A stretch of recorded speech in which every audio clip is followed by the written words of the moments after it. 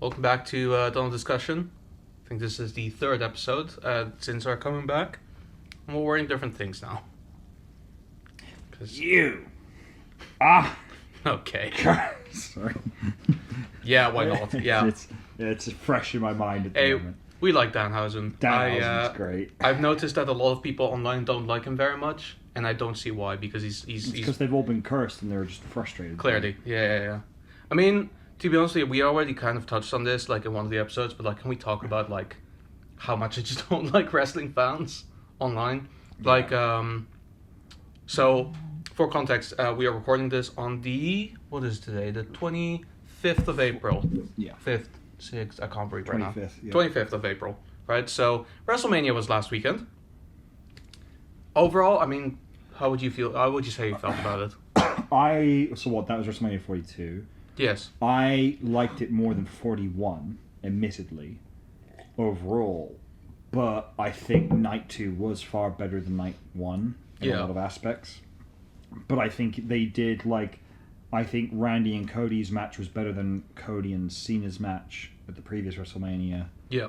I'm trying to remember all the matches that happened on Night 1. There was the women's Fatal 4-Way Tag match. Yeah. I'm actually going to get up the match card, why not? To be honest with you, that one was okay. That was okay. I think it was just big because of the return of Paige, which I did like. Yeah. Let me get up WrestleMania 42. Yeah, and there was stuff like I'm struggling. So, here we go. Match, come on. There was also Stephanie Foucault and Liv Morgan, I think. Yeah. Which was also okay. Yeah. So we had. Stephanie Vick. That was okay. AJ Becky. Okay. It was okay. Jacob Fatu, Drew McIntyre was good. Yeah, pretty good. But I think they've had better matches, in all honesty. And then you had Paul Theory, Isher Speed against the Usos. Yeah, that one wasn't great, but it was fun. It was fun. Yeah, that match was just meant to be a fun match. Yeah, I think people hate on that much because Isha Speed was in it, and Yeah. they're kind of against TKO bringing in celebrities and everything, which, by the way, is a valid thing to be frustrated over, but there's ways to go about it, I feel. Yeah, there's ways to have take it out on the company, not on the wrestler themselves. Yeah, there's nothing the wrestlers. If you want to call it wrestlers, but yeah.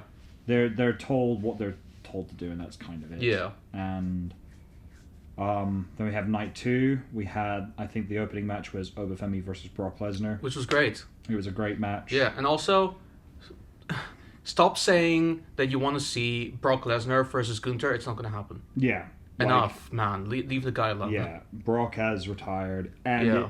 as much as it would have been cool to see Gunther have another notch under the career killer belt, it just made more sense that because the whole poeticness of it is the next big thing, which used to be Brock Lesnar when he showed up, was retired by the new next big thing. Yeah. So it all builds up from each other. So, and it very much sets up Oba that he will be in so many, he'll be positioned as the unstoppable He's the new ruler. monster. He is the new ruler. Then we had the ladder match for the Intercontinental Championship, which was great. Match. Once again, strengthened the reason why I think a lot of people think Night 2 is better. Yeah. US Championship match. It was okay. It was okay. They can't all be bangers. Yeah. Balor versus Dominic Mysterio. They can't all be bangers. I mean, it was fine. It was fine. It was fun. I think in the end, I just wanted a bit more, but I think in the end, for what it was. I think it would have been better if they hadn't announced that it was the demon. Yeah, I think then it that's would have been like, oh my god, they brought the demon back. But now it's kind of like, okay, they went for the gimmick. Okay. Yeah, I think it's more just the issue that TKO were frustrated that this year ticket sales weren't as high as last year. Yeah, and here's the thing, though. The problem with that is you don't address it by ridiculing revealing people. stuff that you don't address it by ridiculing people or just upping the prices further. Yeah. And you don't resolve that by having your fucking stooge just go in and give people a discount so that the prices are effectively still more than they would have been a couple of years ago. Yeah, exactly. So I think, and the idea, I think the reason why they announced the demon was, if people know the demon's going to be there, they're all going to want to see it and watch it. As I guess so, but you've kind of tanked. Well, you know what? That's the main sort of thing that I've noticed with all of these matches is that they all, or a lot of them, had a gimmick. Yeah. That had the gimmick not been there, there's still plenty of build up to make it an interesting. Like Finn and Dominic had such a big build up of like almost a year of just kind of frustration building, and the judgment they kind of rotting apart to an extent, and then like at the point where at some point like, you know, Finn called Dominic a prick. Yeah. And then, you know, they started kind of like going further apart, and then, you know, JD got against him, and it became such a thing. Had they just gone with that, that would have been a great match in and of itself. The same thing with Cody and Randy is, had they just gone with just Cody and Randy without making it into like the whole like, Pat we're McAfee, saving the business. Pat McAfee's in this. Jelly Roll's in this. Even though Jelly Roll is kind of fine in my books at this point, but like, he is. It just wasn't necessary. I think the biggest problem, like going through the Cody Randy match. Yeah. The biggest problem is, and it's the same thing like last year with Cody versus Cena when fucking Travis Scott came out. Yeah. It feels like, oh, we want to go all in on like the company getting involved with TKO, and then they half-ass it. Like they don't commit to it, like The Rock showing up last year. They don't commit to any other like big surprises, and it's like, yeah. And then they still did this year because it didn't really amount to anything. Yeah, it really if Pat McAfee wasn't part of it, it would have gone probably the same. It probably would have gone probably the same. I think weirdly, if Pat McAfee had not been involved, and if it just been like mentor versus apprentice, essentially, it would have been very much a respect match, and I think Randy's chances of winning might have been better because it would have been more about like the two of them rather than this whole company thing. Well, exactly. I think if you like look at the more fun matches, you'd have like The Miz and Kid Wilson versus Danhausen and the miniature Danhausens. That was great. Yeah. Do more of that. I mean, they don't all have to be like that, because if it's all silly, then none of it's really enjoyable. Yeah. That kind of worked, and it worked especially well because it was just before such a serious match between CM Punk and Roman Reigns, which I think most people agree is the best match out of all of them. Match of the night, yeah. However, that ref was fucking sleeping. Yeah. What was that? Can you smash people with steel steps now? Is that legal? No. Is that okay? Yeah, I think they so just quickly. Obviously, we'll just quickly refer to this one: women's championship match between Rhea and Jade. Oh, that was fine. Yeah, it was good. Yeah. But yeah, Punk. Sorry, nothing else to say about it. Yeah, Punk Reigns. Yeah, it was very much like even Michael Cole said, like, oh, you know, it's the main event of night 2 of WrestleMania. Like, you got to give some leeway, and I'm like, that's not leeway. That's literally allowing someone to use a weapon. That's neglect. Yeah, that's you being like. Once again, this just frames that. I think the angle they need to start reorientating for is TKO, like, controlling everything, and you make Roman the puppet. Yeah. And I think, and you have Randy and Pat McAfee on his side. Well, that's why he's collecting the bloodline again. Back, yeah, like is because he can like rely on them to be on his side. Yeah, and help him win his matches and so on. Like if she's watching this, she'll still love Roman regardless. But it's like Roman's clearly like being set back up as the bad guy again. Like, and like it makes sense. I mean, you know, we're watching SmackDown earlier which was last night's broadcast. Yeah. And it was very much all over there. Yeah, like it's going to be interesting to see. Like I don't think they will. I do think they should though commit to the TKO versus WWE thing. No, they absolutely should, because that's the only way that they can save themselves in terms of like public image. But they've already ruined it by being the company that they are. So you know, I understand that, like, for example, with Lil Yachty, right? Like his whole point originally when he was like hired to be with Trick Williams in the WrestleMania and everything, he was saying, oh, you know, I'm just, you know, I'm a big fan of this franchise, and you know, I was given an opportunity to be part of it, and I took it, and you know, everyone else would do the same. To which I'm happy to say, yes, I would do the same, but I'm about to disqualify myself from ever being able to do that. Fuck you, TKO. Yeah. In all honesty, you're like, I've only watched this show for like a year plus, so it's not even that much. So don't take my word for it. But a lot of decisions that were made are running the show into the ground. Yeah. Raising ticket prices to the point where they're almost unaffordable because you know that people are gonna pay for them anyway is scummy behavior. And also what we're probably we should address, even though it's very new and there's still not there's not a lot of confirmation yet. But basically, upping people from the NXT roster to the main brand is great, so they can get exposure. But it's not to be done to replace people that you're paying more just so you can basically cheapen out. And you can say that that's not what you're doing, but let's be real. Like you're hiding it as an opportunity for people from the NXT roster to get a wider audience, but you're not paying them more for it, are you? Yeah. And then you're letting people go like.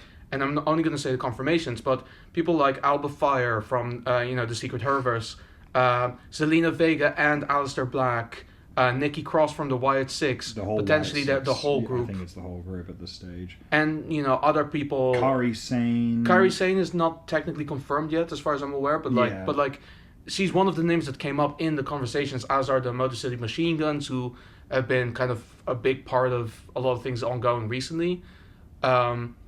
These are not nobodies. These are people who are part of storylines that have been going on for the last couple of months. Especially like if it does end up being confirmed that Kairi Sane is one of them, that's gonna shoot you in the foot. Yeah, and even then also like you had the the Motor City Machine Guns as well getting the sack. Yes. Or so far, or potentially potentially. Yeah. These are non-confirmed unless stated otherwise. Yeah, I think, but the likelihood is they're very likely have been. And one of the things that we should explain as well is, because I want to be clear about that, when it says that they are released, it basically means that they were contracted for a certain amount of time and their contracts are running out, and TKO or WWE or whoever is in charge of these contracts has decided not to renew them. Right? Yeah, sorry. For one of them, like for Aleister Black, because he had only been there for a year. Yes. That's a 1-year contract. That's really weird to do. That's nothing at all. That's basically, if TKO is starting to do that, where they're issuing 1-year return contracts for certain people, they're basically positioning that if at any point in the beginning of a year, like wrestling year, which is the end of WrestleMania typically, they can just go, you know what, we'd rather let them go. Yeah. Which is just... Well, there's no longevity there. Well, I that could assume be part certain of it. people. That could be part of it. The other part that needs to be mentioned is this was part of the Unreal documentary as well, which I don't know that you should have shown this, but here we are. There was a story last year, around early June, when R-Truth was let go, right? Yeah. And he made a big stink about it on social media. He said, they fired me, and, I need all that. And obviously, like a week later, he was back. Right? Yeah. And in the documentary, basically, Triple H said that usually when they are released, they're basically told that they are not renewing their contracts, with the idea of that they then come back and go, oh, well, actually, my contract is expiring, but I want to keep going. Can we renegotiate? Can we do something here? Yeah. Right? R-Truth responded to that, saying that his agent went to talk about this and then basically said, hey, don't come into work tomorrow because there is no work for you. So to him, that very much did feel like a firing. Yeah. To me, this kind of just looks like a kind of thing where it's like, sure, you're not firing them, right? Because technically their contract is up, like they're released from it because they're no longer engaged in one. But you're not renewing them, you're not keeping them on, and that's at your discretion. That's fine. But at the same time, don't make it a problem where the wrestler has to come to you. If you like them enough and you see that they're generating enough pop for you, then maybe approach them and go, hey, you're valuable to the company. Let's renegotiate stuff. Yeah. Because, like, especially, like, among a few, like, with, like, Aleister Black and Zelina Vega were very much, like... Yeah. They were popular. They were in the upper mid card. I don't think it would have taken much to push Aleister Black into a main event. Aleister Black had a phenomenal ambulance match at the start of this year. Yeah. With Damian Priest. And I understand that the rivalry is done. It should be because it went on for as long as it did. He needs to move on, yeah. But he's still... It's a showcase of how capable he is of doing such cool things. He's a great in-ring worker who can still cut good promos, can do great backstage. Like, he's someone, and I've thought this for a while. I'm annoyed he's not made it into the main event scene at WWE. I agree. He's ready for it. I agree. And he's been whispering into Randy Orton's ear for a bit. Yeah. You could do something with that. You can have a feud between them two. Why not? Yeah. Like, it's just... It doesn't make a lot of sense. Yeah. And... You could even do a storyline, right? I mean, it's too late, and who the fuck are we? But you could have done a storyline where the voices in Randy's head are so loud now, not because they're actually there, but because Aleister Black has influenced him with some like mind control shit. Because he's a dark weird guy. Yeah, he's like a dark sorcerer of some sort. Yeah. You could do something like that, and then he's the one working for TKO and like manipulating everything behind the scenes. Like you could have had more stuff. Could have been something like that, but you decided to just let him go because. Fuck him, paid too much. Yeah, I think part of the problem is, like, especially as I've just mentioned, like, they need to start pivoting for the TKO versus WWE. I have suspicion, this could be me talking out my ass. I feel TKO, given who, like, the board members are with, Dana White and The Rock and everything, I have a feeling they don't want to be seen as the bad guys. But I'm like, you already are, so embrace it. Yeah. Like, just accept the fact that everyone fucking hates you at this stage. Well, exactly. And Rock, you're used to this. You literally turned heel because you noticed people didn't like you as a babyface when you joined as Rocky Maivia. Yeah. Just become a heel again. Fully. I mean, you already did when you intervened with Cody versus Roman Reigns at Take 2, but... No, you know what? Yeah, I'm gonna steam some shit around because I'm angry.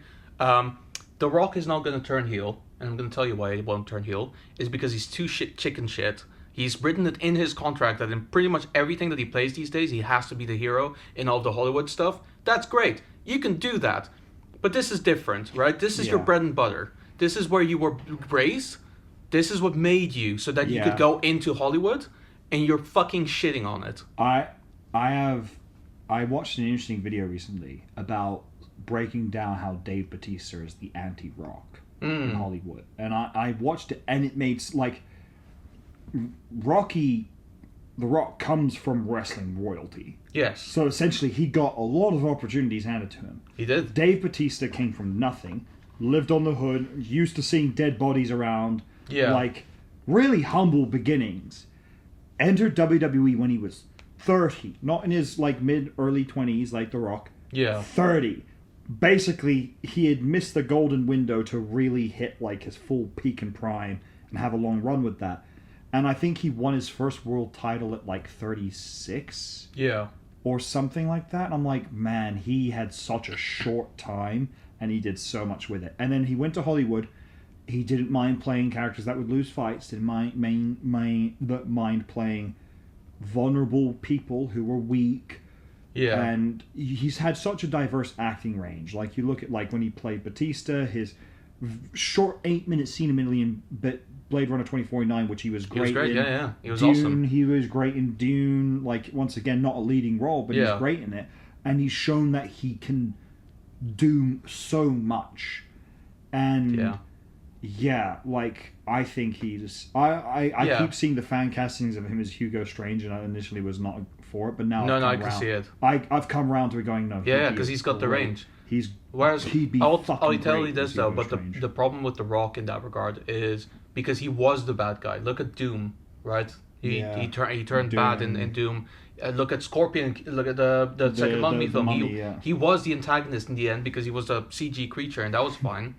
Right? Yeah. He was the antagonist in Fast 5 before he turned to the good side, like most bad guys do in those movies, but whatever. Yeah. Like, he did those movies where he was the bad guy, and he did movies where he was the good guy. Like most actors do. Like, that's not very different. But it's just at some point he started playing the hero, and he kept playing the hero, and then he was the guy from Moana, and then he was the guy who always smiles and is always so nice to people, and suddenly this is an image that he has to uphold. Yeah. So that people can adore him around him rather than... like hate him for being such a bad guy in movies, whereas all these people who play bad guys in movies, they also get appreciation for the work that they do. Yeah, it's not that black and white. Yeah, it isn't. And I think the thing is, it's interesting because two things I saw.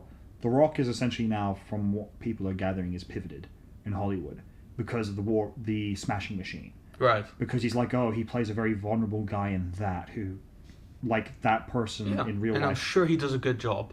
But it's also people have, I think, and he's got a lot more roles lined up now, I think, where essentially he's playing more characters like that instead of I have to win every fight and be the action hero. Yeah. And I think part of it is you're looking at it, and I think, and even I saw a brief interview where even he admitted to it. He became obsessed with box office numbers. Sure. Because of what it meant for his success and his brand. Like, he was the highest grossing actor at one point in Hollywood. And I think he admits, like, it's a very dark, alluring thing because it becomes an obsession. And I think if he is pivoting, great. Do the same thing in WWE. When you come back, be fully TKO villain. Just accept the role. Just really fucking go in there. Just say, I'm the guy who caused John Cena's retirement tour to be as bad as it was, and I relished in it. And I relished in it because he was my true enemy. I never fucking liked the guy. He thought he was better than me. He thought he could replace me. He did. He could never replace me because I'm the final boss. Just do that. Just do that verbatim, and people will fucking hate you. And then they will fucking love you. Yeah, exactly. People will love to hate you, and they will love you accepting it. Like, I think... I mean, in fairness, I will say, the TKO versus WWE angle, while as entertaining as it is, and I think that is the direction that you should go to save face as a company, none of that is going to change the fact that as a big business practicing, they are terrible. Yeah. They do horrible things. Yeah. They make terrible decisions that impact real people. Yeah. You know, like not the way just the wrestlers, but the fans as well. I think the fans are getting really fed up. I mean, the ticket prices that are extortionate. Ticket prices, just the predatory merch prices are going up as well. Yeah, like you see some of the replica titles, and like some of them starting to reach like $1,000 or £1,000, and you're like, which is insane. And I get the signature replica titles like to certain wrestlers and everything, but I'm like still like. Even then, the base titles are way too expensive. Yeah. I think I got this when it was like £250, and it's when was that? Like several years ago. Well, yeah. So there you go. Whereas now it's probably more like £350, £400, and it's like. I think you're lowballing. Probably, it's probably. More I think it might be way more. It might be $500-600 to be fair. Yeah. Who knows? But it's like. Yeah, it's become a bit of an absurd thing. And I think, back on the note of the releasing, it's very much, I think, it's one of those things where in wrestling, if there's a fine, and as anyone knows who plays WWE 2K with my GM, it's a fine line between having a decent-sized roster where you have depth, where if people get injured or if someone's unavailable for 1 week, you can fill in spots. But having too big means you have people sitting around doing nothing, becoming unhappy and wanting to leave. Yes. Or feel like they're not getting anything. And the thing is, like, I think wrestlers are starting to realize, like, the continuous paycheck is great, but if I'm not seen or heard, I don't get opportunity. Yeah. So I think, and in the long run, I think for some of these guys, like for Alba Fire, probably for the best for her. Same with, like, who else was there? Like, even Apollo Crews, I think Santos Escobar. By the way, Apollo Crews also rejoined very recently. Yeah. Like, I'm pretty sure it was only this year. Yeah, he came back, whether it was from injury or, like, whatever hiatus or something. And he like, I remember seeing him on, like, one match on W Live, I think. Against Kit Wilson. Yeah, exactly. Which was a great match, by the way. Yeah. And then when he got bumped to SmackDown, I was like, oh shit, it's the guy. Yeah. And I think... it's one of those things where if there's anyone on the actual board of WWE, not TKO, at this stage, the issue is I don't think Nick Khan would think this way. I think Hunter or Paul would. Yeah. I think he's probably thinking, man, we need to fucking find someone else who can own us because this isn't going right anymore. Like, fans are turning against us. Ticket prices are absurd. We're losing some of the greatest talent we've ever had, like Aleister Black. Like, something does need to change. Something absolutely needs to change. And I think, and it's a scary thing, I think a lot of it is now going to come down to the actual current main roster. Where, like, if this happened, and you have people like Ari Sane, Aleister Black, and all these guys leaving, but you know deep down they shouldn't. If coming up to the TKO board, if you had Cody, Punk, Roman, if he would, but I'd be surprised, Rhea, if they just go up and go, we're walking. This is not acceptable anymore. Like, I don't think they would. And to be fair, it isn't entirely their obligation to. To be fair, if Cody would walk, what a message would that be? It would be huge. I don't think he will because he's been positioned as the face of the company. Well, that's why it would be so huge. It would be huge, yeah. And I think it would send a very powerful message very quickly, like to TKO, like, okay, I mean, dude, if he wanted to, he could just pivot back to AEW, and they would accept him with open arms. I think they would. Weirdly, they'd be like, "Papa, come home." Yeah, like, or he could just do it again and just start his own wrestling company. He could. I mean, to be fair, I'm getting dangerously close to kind of going like, why the fuck am I watching WWE? And like, because. Don't get me wrong, I love it. I do. I still do. With everything that's going on, like the product that they make is not bad, right? It It bumps in it. We had conversation about this today. Like if I had to, or yesterday, where if I had to stop supporting everything with that has a company making it that I morally disagree with, I'd not be doing very much. Yeah, exactly. Right? That's the case with all things. I'd still get McDonald's though. But I'd still feel like. It's the kind of thing where with WWE, right, and I think that needs to be made clear, is you're not just supporting them with buying merchandise or like paying tickets to see the shows live. If you have an active Netflix subscription and you're watching their show, you are also directly feeding into their broadcast numbers. Yeah. And they do get some revenue from it, but they also get an indication of it as to like how much people, for example, right?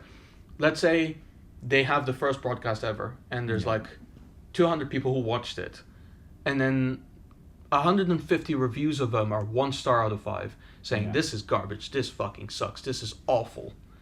And then they do a similarly leveled broadcast the next week, and now 300 people are watching. Yeah.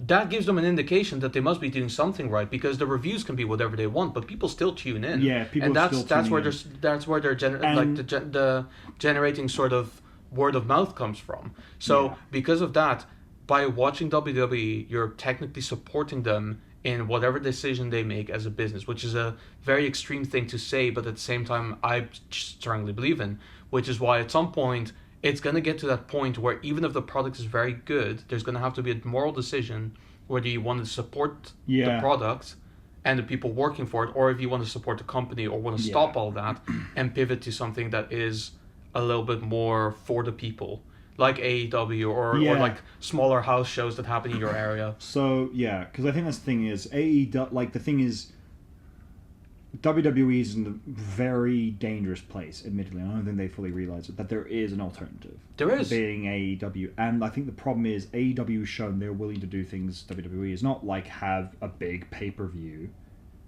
at Wembley Stadium. Yes. Their biggest one. Their biggest one. And at a reasonable price. At a reasonable price. And I think it basically sold out for all the tickets they were able to offer. Yeah. And they've got a great crop of talent. That's the and here's the thing, quick note, AEW's not perfect. Like, they've made big blunders and mistakes. Oh, absolutely. Who doesn't? Yeah, but they are running this for the fans. And part of it is, there was a point where, in a main event match, where the audience kind of hijacked the show for a bit and just started chanting, "Fuck ICE." And I'm like, political viewings aside, that shows how open the fandom is allowed to be in front of the cameras. And that's a big thing where fans can feel like, oh, we're actually allowed to be part of this. We're not just sitting here to cheer when we're told to cheer, which not is always the case at WWE.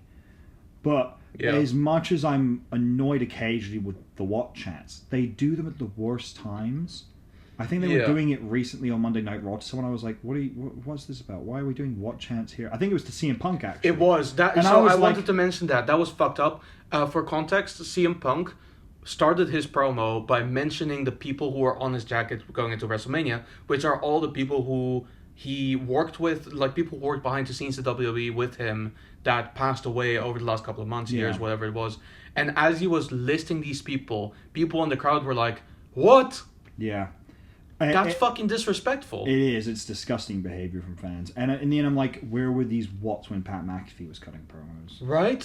Where was the stand WWE fans are on the... I think they've borderline now reached the point where I'm like, you're as bad as Star Wars fans. And it takes a lot to be as bad as Star Wars fans. Yeah, and it's also stuff like, for example, right, and we were just watching this on SmackDown. Spoilers if you haven't watched it, but it's but by the time it comes out, it's fucking Wednesday, so keep up. Yeah. There's this bit where, Trick Williams is on stage with the Gingerbread Man, and Gingerbread Man beats him up, and then unmasks himself and Sami Zayn, and the crowd is chanting, "You suck, you suck, you suck." He gets off the stage, and mind you, it's not for me to defend this guy, because I actually don't like Sami Zayn for my own reasons. Yeah. But, Sami Zayn walks past the crowd, they're all offering him high fives. Yeah. So there's a disconnect between what people are chanting and what people are doing, and you can't really fake the what the people are doing because they are doing it live. Yeah.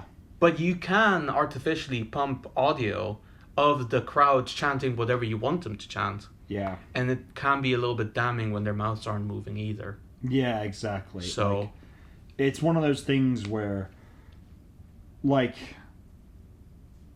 the thing is, like, Sammy is technically meant to be a heel now. Yeah. Very much, I think, what WWE which is fine. Which is fine. But the issue is, you have him going up against someone who is also technically a heel. Because Trick Williams doesn't strike me as a face so far. No, he's not a face, but he's He's like... He's a very likable He's the likable bad guy. Yeah. But he's still a bad guy. He's like the young man's Randy. Yeah. Yeah. Well, the young man Randy, rather. Young man Randy. Yeah. Yeah. But it's just... That probably was coming out as great. Oh, so good. Trick Williams is... Yeah. Man. You want handouts, you go to a clinic. You It's want a an tall invitation, you glass of- find a wedding. Tall glass of chocolate milk. Yeah. uh, See, but this is the thing. Like, I think heels, by definition, aren't necessarily unlikable in that regard. You can still make Sammy a likable heel if you want, and in a way, you are by disconnecting what the crowd is feeling about him to what you want the crowd feeling about him. Right? You're forcing him to be a heel in front of the crowd, and most of the crowd isn't booing him. Right? I can recognize that. yeah. It feels like it is artificially made so that he is a heel in front of the crowd. And even if it isn't, it's very much, I think, if you want this heel turn, which the fans seem like a lot of them, to a degree, are kind of behind at this stage. Yeah. You got to just go all in. Once again, it's this thing where I think WWE is a little afraid to, like, put the foot down on the pedal, as it were. Yeah. And I think the other thing is, as well, I think WWE's become too comfortable breaking kayfabe. Yes. And it's like, you need to, like, Sammy, behind the scenes, I'm sure, is a very nice, sweet guy. And you obviously, like, oh, well, we can't have him just change, like, it's like, no, you can, because it's kayfabe. Like, yes. he can be a complete prick in the ring and cutting promos. He can be a complete dickhead. And fans will recognize the difference and be fine with it. Yeah. You have to trust the fans a little bit, as much as they're problematic a lot of the time. Yeah, and even then, like, for example, you also have, like, when Randy turned heel, right? Yeah. Like, people are still cheering him on. That's okay. There's not a problem with that. Yeah. You know, allow the audience to organically respond to what they're seeing. Yeah. But again, they feel so strongly about driving their story that they're just not letting people. So, to be fair, with that as well, people are further just being disconnected from the product as well. Yeah, like, exactly. Why the fuck would we bother making up our own opinions if we're being told what to feel? Yeah, exactly. And it's very much like, yeah, I think WWE is in a downward slope right now. Yeah. And to be fair, not all doom and gloom. There is a lot to look forward to still. There is, yes. You've got Obafemi, who's around now, and he's Ooh. massive, both literally and figuratively. Yep. Braun Breaker's back. Braun Breaker being back, which is great. You've got the debut of some of the NXT stars, which is still good. Like, yeah, I mean, they're being underpaid probably, but like I am curious if there's like a main roster bump to the pay. There has to be. I assume there is. I If don't there imagine it's if there spectacular. is, then but fine. But it's hard to convince me that there is. Yeah, at this stage. But what else is there? And you've obviously got some, like, the return of Paige is great and everything. Yep. And, like, there's still a lot to be excited for. Yep. But I think just TKO is afraid to pull the trigger on certain things, and they're too trigger happy on other things that shouldn't be trigger happy. Well, yeah, I think what they're trying to do is they're going into directions that to them feel like safe bets. Yeah. But the problem is that they're safe bets with a demographic that isn't really for wrestling necessarily. right? Yeah. And you can say a lot about that. I mean, I haven't watched the documentary yet, but there's a guy, for example, who on Reddit he asked if wrestling and specifically Hulk Hogan would be as big as he is if he hadn't had a role at least in Rocky 3, which is a great question. Technically, like a lot of people who had been watching wrestling since the 80s, 90s, they said probably wouldn't have been, because he went to Hollywood, made a name for himself, and then he appeared in WWF at the time again, and people were like, holy shit, that's Hulk Hogan from that movie, like he's in this thing. And for a lot of people, the first thing that were in that thread, at least, the first ever bit of wrestling that they ever watched was WrestleMania #1 with Hulk Hogan in the main event. Yeah. And that makes sense, right? You kind of want to pull in people from the outside, but you can do that by putting wrestlers in other things, like other movies outside, rather than bringing in celebrities for the sake of just like it's trying to get them in, especially if they feel a bit inorganic. Like Lil Yachty, fine, like he's a fan of the thing, and I'm not saying that none of them are fans, but like, he works as like, Frank Williams, Quincy Jones, or whatever it was that he said. That works. That's fine. I'm okay with that. But then when it comes to like Jelly Roll just kind of being there and not really having anything to do, Show Speed getting involved into that match the way that he did was not it worked out, but it wasn't the best. Yeah, I think you make actually a great point. Like you have like some wrestlers just doing like Triple H was in one of the Blade movies. Right, yeah. And then you had Dave Bautista, who was in an episode of Smallville. And that's right. You had John Cena had a whole movie to himself in the Marine. Yeah, he had several movies. Yeah. Same thing in the end, weirdly, for people even like The Miz and Triple H at points. Yeah. And then you had Kane, who was in like a horror movie at one stage. And Stone Cold was in Expendables. Yeah, like you've had several opportunities, and the thing is, I think they need to start letting, and I think to a degree, possibly even now. Yeah. Maybe because you had the Z-Bros with Punk and right. Reigns. Yeah. But I think. Well, yeah, and Street Fighter with Cody Rhodes and Roman Reigns. I think they've realized you shouldn't just have to use like Cody and Roman Reigns. Like Rhea could easily appear in something. She absolutely could. Like, I keep seeing the fan castings of like, her as Big Barda, and I'm like, a bit too short, but I can appreciate the thought process. It's a thought. Yeah, it's a thought. Also, I don't think she'd be able to drop the Australian accent, to be perfectly honest. Not really, no. Once again, I think that's the right sort of direction where... No, but it's stuff as well. Like, for example, Triple H was in I think I mentioned before, was in an episode of The Drew Carey Show, which for all intents and purposes was not a super well-known sitcom in the 90s, but still kind of out there. Yeah. Probably pulled people in. And actually, now I think about it, John Cena was in the Fred movie. Remember, as his dad? Yeah. That probably pulled in some people as well, because people watched that movie because they watched Fred on YouTube. Yeah. It's kind of pulled them in naturally. And that's okay. Like, it's okay to kind of get people in that way. Yeah. Because these people are now recognizable to them. And I think the thing is, as well, one thing that you could easily do, a couple things you could easily do. I think, for one, what was I going to say? Like, just have wrestlers, like, appear in things they're fans of.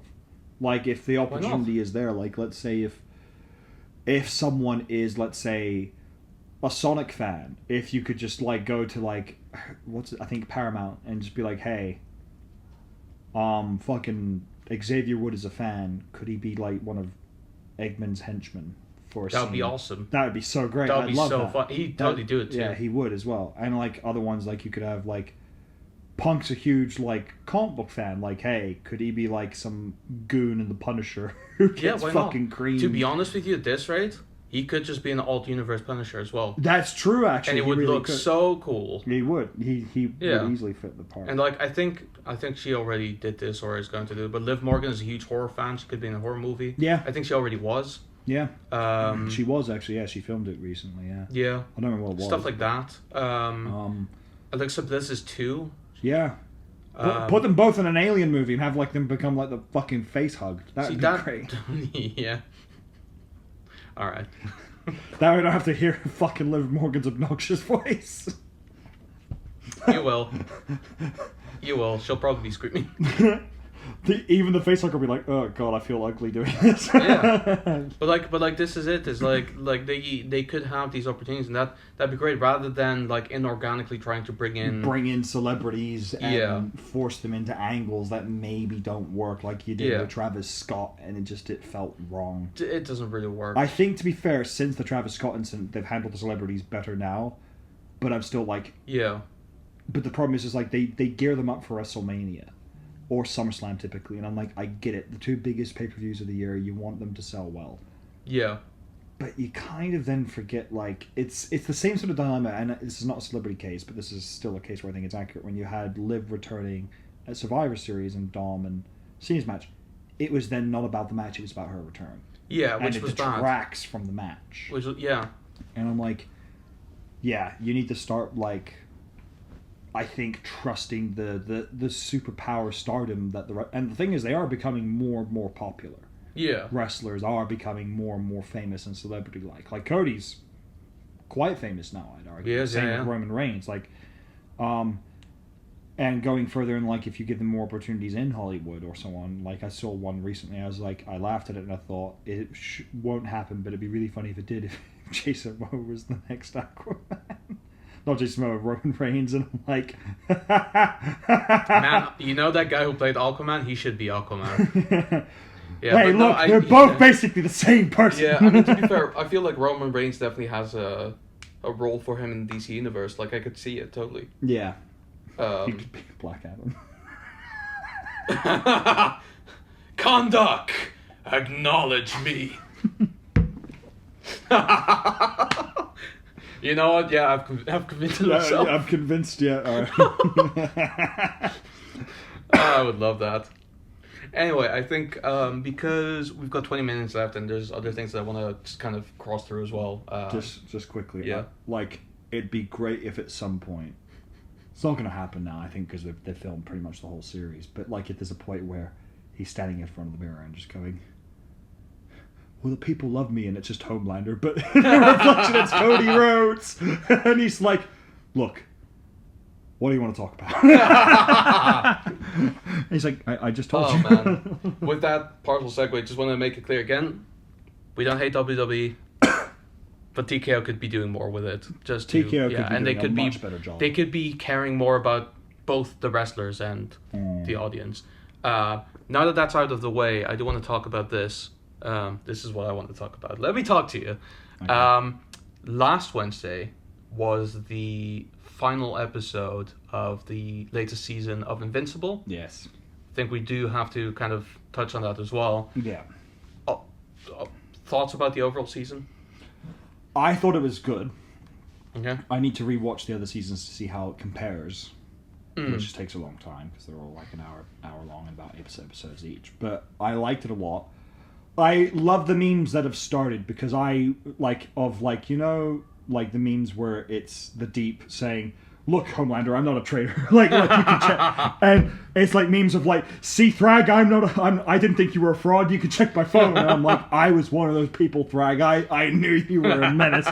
So in the episode prior, when Thrag just went like this to fucking and even in this episode, I'm like, yeah, I always knew Thrag was a fucking psychopath. Oh yeah, but I think it's an interesting trend where the big fight now these days seems to be happening in the second to last episode. Yeah. And the following episode is like a calming down. They've done this twice now in a row. Yeah, and I don't know how I feel about that. Yeah. To be honest with you, whichever way I feel about it, it's not necessarily a good way. Yeah. Because it feels to me, right? I think I was even talking to you about this, like, when the episodes were going on, where I think at some point around maybe episode 5, I was like, I'll watch it, but it's probably going to be filler. And it wasn't. It was nuts. And then episode 6 was even more nuts. And episode 7, that was the one where they blew up the planet. And I was like, Jesus Christ, where are they going to go from here? And then, And then episode 8, which is the finale to me, felt like the first episode in the entire... Well, the second episode maybe, because episode 4 I ended up feeling was a filler in the end. It was the Hell episode. Yeah. That was the second episode that felt to me like filler. Yeah. And to me, it was very strange that was the last episode of the season. I think that's a fair point. Because, especially with the way the episode starts, Yeah. with the Viltrumites appearing to land on Earth and just take over, and then you get there and they've not done any of it. Yeah. And I was like, I still thought it was a decent episode, but I did think it was quite weak, because especially after what you saw from the previous episode with what Frag could do and just the calming down nature. I'm like, yeah, would it have been better if you had just ended, like, because the title of that episode 8 was like, don't leave me hanging, and I'm like, that's a shit title, because I'm not hanging on the edge. Like, we know what's happening now. Like, we know the Viltrumites are there. We know they're just there to breed. Yeah. Like, that's not a cliffhanger as you think it is. The cliffhanger is the end of episode 7, the Viltrumites' homeworld's been destroyed, and they go, shit, they're going to Earth. And then you end the season there. And you've got to have this whole year of people going, holy shit, what are they going to do? That was a mind blower, yeah. Yeah. But like, this and was then like... it would have been fine if episode 8 was the beginning of the next season. And you'd be like, oh, they're not actually conquering. Okay, let's see how this plays out. I think, I do think, while a good episode, very weak compared to the previous one. And also it just felt like a weird... I mean, I haven't read the comics, so maybe there might be more wisdom there. But it just kind of weird. It felt like a weird sort of like resolution where it's like, you blew up our planet, so you're gonna have to let us live among you. And I promise we're not gonna be a threat unless you make us a threat, right? We're just gonna live among you guys. We're gonna fuck your women and fuck your dudes if they're women, so we can have our Viltrumite bled children. And you're gonna do nothing about it, but in turn, we're not gonna do anything in return. All that because you blew up our planet. Sounds good? And it's like, I don't know what the message is. Yeah. I feel like I couldn't help but feel like there's this weird sort of like idea of like, is this like an war thing where it's like, Americans go into the Middle East and then they ruin these countries and then they take them in as like immigrants, but like among them can be I don't know. I didn't get that vibe. The vibe I got I had was, to really reach for this one because I was like, I don't really see what else is here. My thought process was this was Thrag being an intelligent, pragmatic leader, where he's like, there's less than 40 of us left. I'm not in a position to risk our extinction. And if we're on Earth and people know we're on Earth, they're going to attack Earth. But if we're on Earth secretly... Yeah. Like, it was actually him being quite smart as a leader. That I kind of understand. It just, from a storytelling point of view, it's kind of underwhelming. Yeah, it's underwhelming. But I think, in the end, that's why I think that shouldn't have been the final episode, because you could have had that be the first episode of the next season, and then you would have gone, okay, let's see where this goes. Let's see if Thrag has something else planned. Yeah. Which he probably does. He's not going to let this go. Yeah. He's rebuilding his army. But it's like, what a weird way to end. Yeah, and what would have also helped if it was the first episode is because of like Amazon's like release model where they don't just release the first episode, they might release the first like 2 or 3. Yeah. So you could have that episode and then right after like maybe Mark fucking flies out to what's the planet's name? Telestria, that's the one. And then, goes to Alan and Nolan and he's like, hey, so they're on Earth and I kind of told them that they can stay among us and they wouldn't kill us in return. Like, can we do something about this? Just for Alan to kind of go like, you know what? We kind of can't. Like, unless you want us to... wipe out your planet. Yeah. I mean, the only thing that was kind of going on there was that Alan was left the Scourge virus. The new one. With the cliffhanger of, it might affect humans as well. Yeah, but like that's like the most interesting thing where it's like that's an interesting way to event. That was the most interesting part of the ending of that episode because like, okay, shit, Alan's been left a fucking diabolical thing where it's not like, oh, I can commit genocide to not one race of people but 2. Yeah, exactly, and this is the kind of thing where it's like, I've got these people hounding at me that we need to genocide the Viltrumites because they're a threat to the universe. Is it worth destroying them if it means destroying another species, or is that going too far? Yeah, it's going to play a very interesting role, I think, next season for Alan. Yeah. Like I said, I think that was the best part of the ending of that last season because it really put Alan in that shit position. Like, as a leader, you have to make a horrible choice every once in a while. And I find it interesting the parallels right now of like we've got 2 Amazon shows about superheroes, both of which have viruses as the solution. Yeah, I mean, creativity at its finest, right? I mean, we could talk about it too. The Boys, obviously, also where it is right now.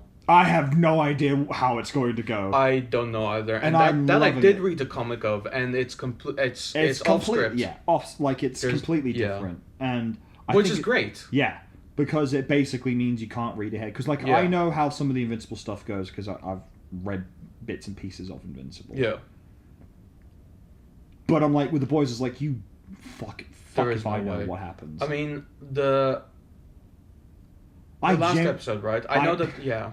Sorry, go on. I genuinely thought someone was going to die last episode. Genuinely was convinced someone was going to die. It was getting there. I thought Frenchie was going to kick it because I was like, oh. No. Yeah, I mean, the last episode I think a lot of people said was filler. It may be, but I think it still was kind of strong. Filler. I think there are a lot of questions that you can ask about that episode. My question more than anything is, when they were like affected by Quinn's rage? Yeah. Do you think they actually meant any of that? Or was it just like rage for the sake of rage? I'm taking it as similar as that it's like Red Kryptonite. Right.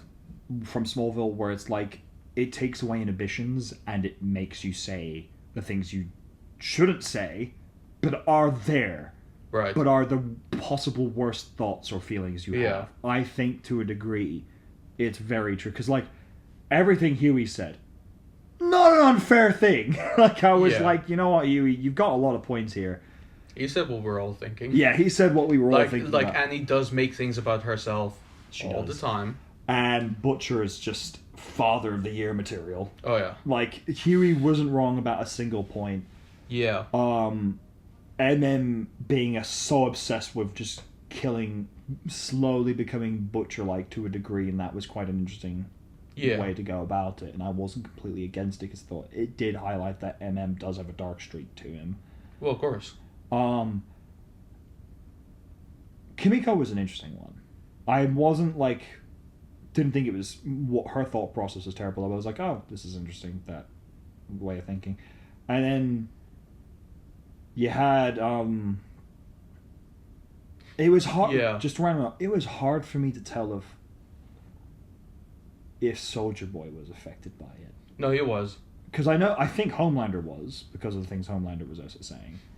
But I think they both were. But I think, interestingly, they were slightly less affected by it than the Boys were. And that would be fair. I know Homelander was definitely affected. Yeah, he was. But I think less so than the rest, to a degree. But I think there are 2 reasons you could look at it from that way. 1, he's just that fucking powerful. 2, he's already that fucking psychotic. Yeah. Like, it's like, how do we make him angry? He already is, dude. He's fucking nuts. Like, Soldier Boy was definitely affected because he was like... He locked Homelander in a fucking radiation chamber. To me, like, you could argue that if he was really affected, he would just, like, outright beat him up. But I think him putting into that, like... He wanted Homelander to slowly die, that's the thing.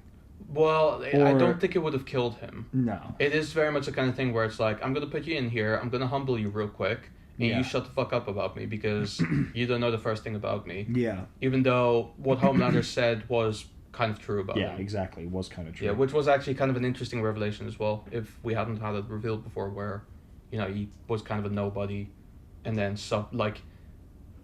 the whole process, like... I think they were trying to mirror the whole thing with Captain America, where when he was turned into the super soldier, he just toughened through it, even though he was a scrawny guy. Whereas with Soldier Boy, he was kicking and screaming throughout the entire thing. Yeah, exactly. That was really interesting to me. It's very much, and the thing is, Steve Rogers comes from nothing. Yeah. And to a degree, Soldier Boy had a silver spoon in his mouth. To a degree. Well, yeah, he did. Yeah.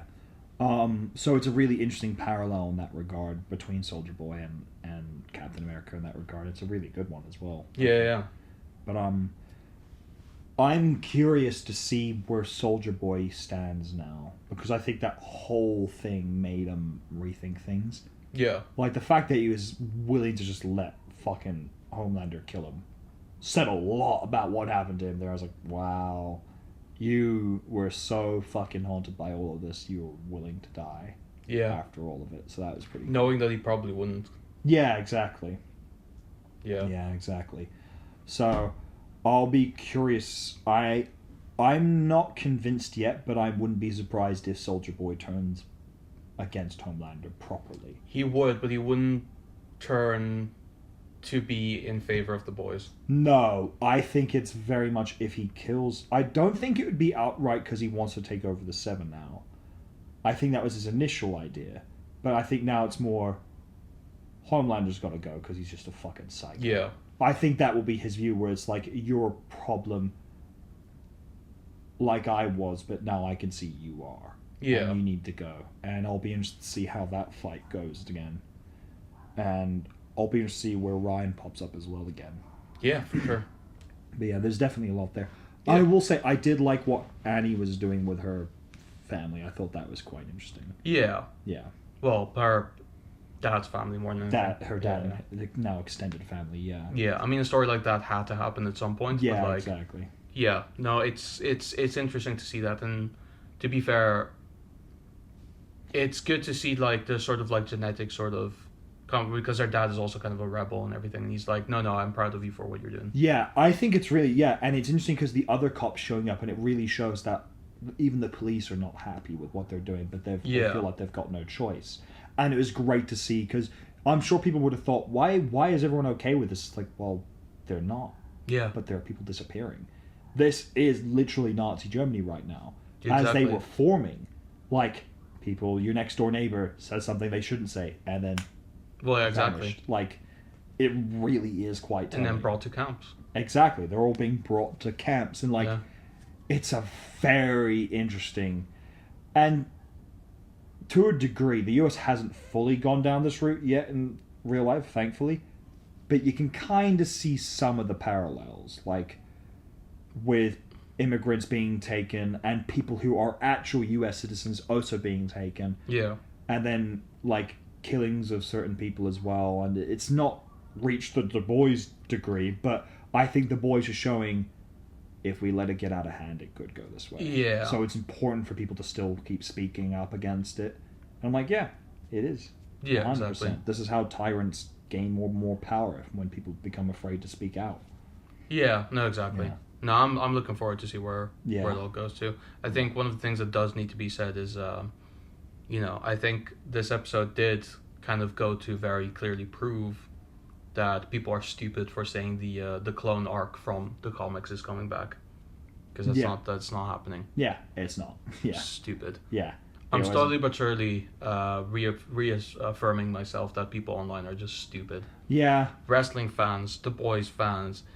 I haven't interacted with Invincible fans, but Star Wars fans for sure. No, Invincible fans they're not stupid. They're just insufferably arrogant. Well, that's worse. Yeah, they're like, oh, Omni-Man could easily beat the whole Justice League. It's like, no, he really fucking could. No, like he could kill a lot of them. I saw like the Gauntlet where it's like Omni-Man versus Batman. I'm like, yeah, obviously Omni-Man. Yeah, like Batman. What was like realistically, Batman Glazers. Sorry, but Batman is losing that fight. And then Aquaman, everyone like, oh, he'd easily beat Aquaman. I'm like, that's actually not that straightforward. I think he would, but I think Aquaman would hurt him quite badly. Oh, yeah. And then Green Lantern, and I'm like, that's a bit 50-50. Green Lantern has a lot of power, but I don't think he has enough power to stop. No, I think Omni-Man would defeat him pretty easily, because the thing is, the willpower constructs will fade away very quickly once he sees what a threat that Omni-Man is, and he won't really be able to kind of like get through there. For me, I think the point someone depends did which one as well. It does depend. Hal Jordan, absolutely not. You don't think Hal would stop? No. No, Hal's the Golden Boy though. Like, he's fought death. Okay. And survived and won. Okay. Like, Omni-Man is less forgiving than death. Oh yeah. We'll see. Like, I think Jon Stewart wouldn't win. Nope. I think it's between Hal and Kyle, because also, like, and it depends on the version of them. Like, I think current comic book version, I don't think Hal would. But if people went, oh, what about Parallax Hal? I'm like, oh yeah, easily. He'd fucking smoke on me, man. Oh, but that's different. That's different. That's him in God Parallax, mode. That's just Parallax that stage. So it's not Hal Jordan anymore, realistically. And then they were like, oh, Martian Man. I'm like, yeah, he hard stops at Martian Manhunter. Yeah. Like, he does, like, unless he figures out his weakness is fire. If he figures it out, then he can beat him. But they like when they get. Oh, you're saying Martian Manhunter would defeat Omni-Man? I think he would. I don't know, It hinges entirely if Omni-Man can figure out Jean's weakness is fire. Yeah. Because if he doesn't, I don't think he could physically. I think toe-to-toe, they're equal. And I think, like, Jean has a wider range of powers. Fair enough. Flash, I think Flash wins. Flash would, yeah. Yeah.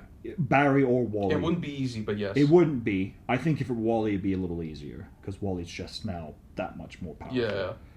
Diana's just everything a Viltrumite is, but better trained. Yep.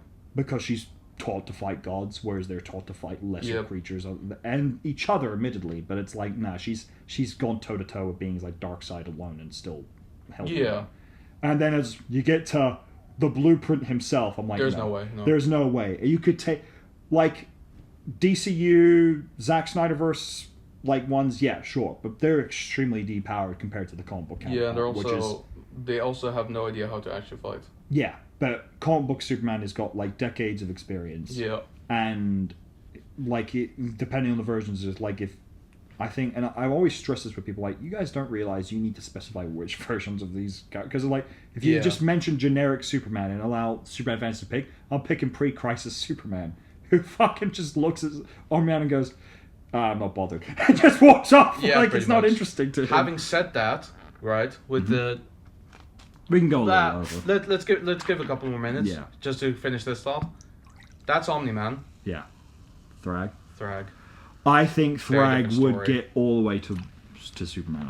I think he could. I think Superman would have to put up a very big fight and will eventually overcome him, but it won't. It would be essentially him facing like a Doomsday. But none of the others could beat him. I think Wonder Woman would land a lot of good hits in before she died. I think Thrag versus the Justice League minus Superman would look kind of, and when I talk about the Justice League, I mean all of them. Yeah. Except for Superman, not just the main seven, like all of them. Yeah. Would kind of look like the scene from season 1, episode 1 of Invincible with the Guardians. Who also put up a fight. They do. I think they stand a much better chance though. Yeah. Because I think, and let's go with the current Justice League lineup in the comics, minusing Superman. You've got Wally West Flash, who's at his peak, like to the point that people say, in a race between him and all the other speedsters, like from one end of the universe to the other, they all start running, he's already there. Yeah. Like he's that fast. Wonder Woman would effectively have to be defensive and keep everyone alive because she's the best chance they've got at keeping each other alive and buying Wally an opening. I think it comes down to those two being like, we're the best chance they've got. Jean, if he can maybe mentally slow down Frag, like telepathically. But yeah, I think it's Got an iron brain. Yeah. Nothing's getting in. True. Nothing's getting in. Show me. I am unimpressed. God, he was such a mess. He's so fucking cool. I killed Conquest. Really? Show me. God, but like, it's a tough. And I think the interesting ones are like, one of the ones were like, what if Zod and Thrag fought? And I'm like, oof. Which iteration of Zod? That's the big question. I think if you go current comics, I think it's once again very close because Zod's not going to care about collateral damage. No. Like, which is why Zod has a chance. He's going to full blown go for it. Whereas Superman would worry about collateral damage, which gives Thrag an edge, but Superman's just that much stronger than Thrag. I think Zod, from like, you know, like for example, stuff like the original Superman films or Man of Steel, probably not. No, not at all. The movie is extremely, like, when people, I think people frame them as the reference, I'm like, no, those versions are very underpowered. Yeah. And they still do crazy shit, like resist the gravitational pull of a black hole. Yeah.